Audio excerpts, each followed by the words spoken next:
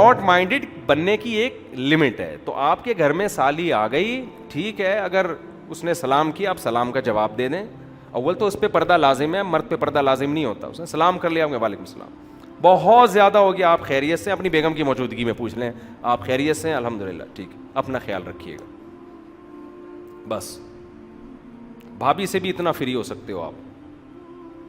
اب ایک صاحب مجھے کہنے لگے, مصعب اب بھابھیوں کے بارے میں, ہم اب بھابھی بعض دفعہ ساتھ بیٹھی ہوئی ہوتی ہیں, بیان کر رہے ہوتے ہیں, آپ اس طرح کی باتیں کر دیتے ہیں کہ بھابھی سے بھی ریزرو رہیں, آپ فری نہ ہو, تو ہمیں عجیب سا محسوس ہوتا ہے. بعض لوگ یہ کہہ رہے ہوتے ہیں نا کہ جوائنٹ فیملی میں بیٹھ کے بیان سن رہے ہوتے ہیں نا بعض لوگ, تو بھائی بھابھی سے بھی آپ, ٹھیک ہے, گھر میں جوائنٹ فیملی ہے, خیریت پوچھ لی, انہوں نے آپ سے چائے کا پوچھ لیا, کافی ہے, سامنے بیٹھ کے فری ہونے کی ضرورت نہیں. تو وہ صاحب مجھے کہنے لگے آپ ایسی باتیں, جیسے میں نے ابھی کر دی نا یہ بات, ہم فیملی سے ہمارا بہت, میں نے کہا ٹھیک ہے, پھر میں بیان میں اس طرح سے کہوں گا کہ جو اپنی بھابھی کے ساتھ بیٹھ کے بیان سنیں پلیز کائنڈلی تھوڑی دیر کے لیے دوسرے کمرے میں چلے جائیں, میں بھابھی کے بارے میں بات کرنے والا ہوں. جب بھی کسی پہ اعتراض کریں نا تو پہلے سوچ لیا کریں کہ اس کا آلٹرنیٹ ہم مفتی صاحب کو پہلے سے کوئی بتائیں, یا یہ مفتی صاحب یہ مسئلہ ہی بتانا چھوڑ دیں. تو کوئی آلٹرنیٹ ہو تو بتائیں, نہیں ہے تو پھر چپ کر کے سن لیا کریں.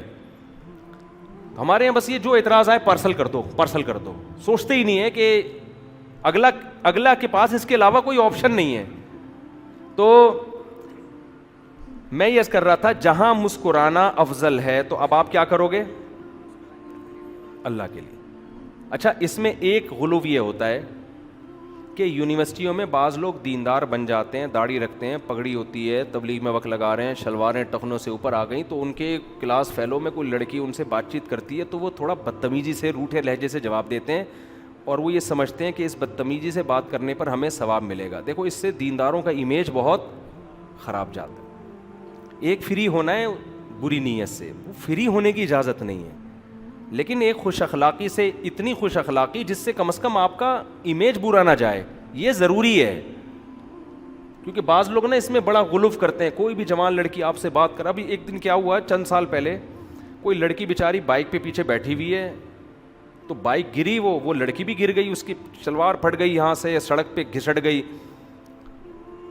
اب کیا ہے کہ وہ 2-3 داڑھی والے کھڑے میں قریب ہی نہیں جا رہے, نامحرم ہیں. اور انہوں نے اپنے استاذ کو بھی بتایا, ان استاذ نے کہا بالکل صحیح کیا بھائی, ہم کسی کو, ان کے استاذ نے ان کو کیا نصیحت کی کہ ہم جو ہے کسی کی ٹینشن دور کرنے کے لیے خود جہنم میں نہیں جا سکتے. یعنی اس لڑکی کو آپ اٹھاتے, نامحرم کے جسم پہ ہاتھ لگتا تو وہ تو بچ جاتی ٹینشن سے, ظاہر ہے وہ بیچاری سڑک پہ پڑی ہوئی, لیکن تم کہاں جاتے, جہنم میں. میں نے کہا ایسا نہیں ہے بھائی, وہ ایک لڑکی چاہے وہ جوان ہو چاہے وہ بوڑھی ہو, جو بھی ہے سڑک پہ پڑی ہوئی ہے تو اس کو اٹھا کے بٹھانا ہے, اس کو کپڑا پہنانا ہے, اس کو ایمبولینس میں ڈالنا ہے. اب یہ تھوڑی کہ وہاں محرموں کا انتظار کیا جائے گا, جی اس کے حضرات ایک خاتون ہیں, یہ آئی ڈی کارڈ نمبر ہے, جو محرم مارکیٹ میں اویلیبل ہیں وہ آ جائیں اس کو اٹھانے. یہ تو بیوقوفوں والی حرکتیں ہیں نا. یہ سب باتیں کرنی پڑتی ہیں کہ اعتدال نہیں ہے نا, بات کا مطلب نہیں سمجھتے, غلوف کا شکار ہو جاتے ہیں. تو وہاں تو آپ اٹھاؤ اللہ کے بندو اس کو. دیکھو صحابہ کرام نے بعض جاسوس عورتوں کو پکڑا ہے, ان کی مکمل تلاشی لی ہے, وہاں یہ نہیں کیا کہ چونکہ نامحرم ہیں اب وہ بم رکھ کے جا رہی ہے نامحرم, یا وہ کوئی جاسوسی کا پرچہ لے کے جا رہی ہے, تو تلاشی لی جائے گی اس کی. تو سیکیورٹی کے اصول کچھ اور ہوتے ہیں, ضرورت کے اصول.